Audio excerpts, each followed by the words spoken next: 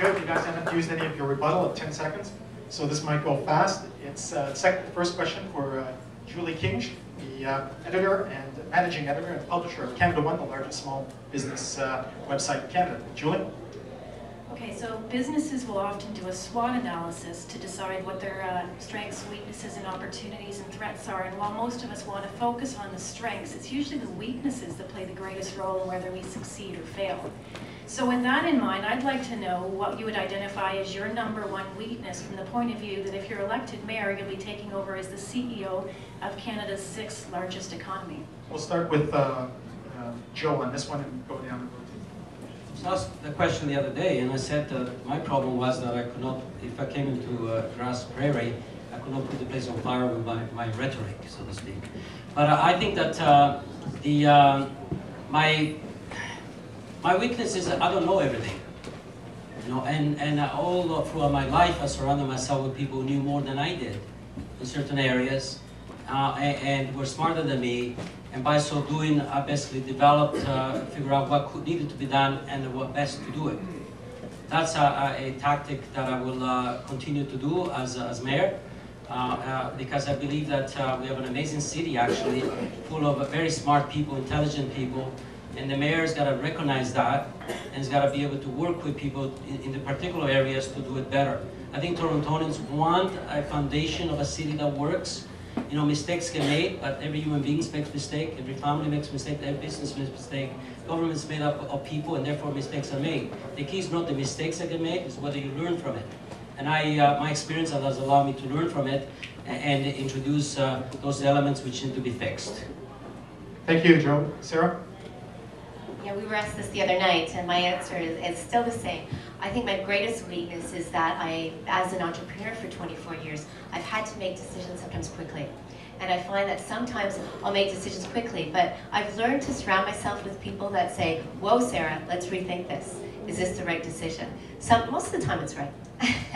But some of the time, I'm glad I have those people. So I was mentioning I have George and John Tory Jr. helping out on my campaign.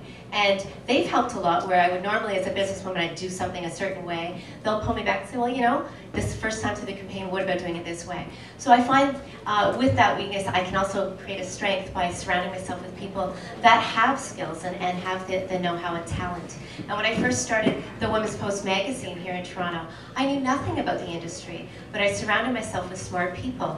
And now we're one of the biggest magazines across Canada for business women.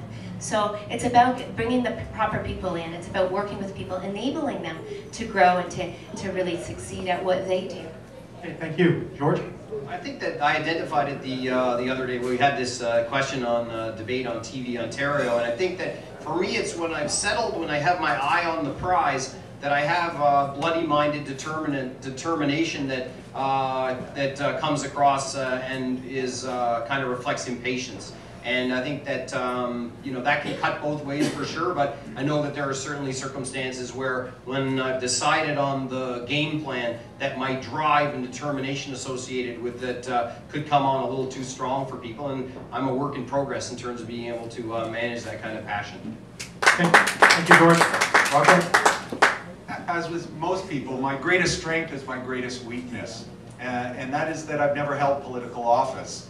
The strength is that we've got a broken system and we need a new perspective, and we can't simply go back to the same old, but it also means there's going to be learning that has to be done. What I've demonstrated throughout my career, though, is an ability to learn very well and to always end up at the top of the class, whether it was at school, whether it was as a business executive.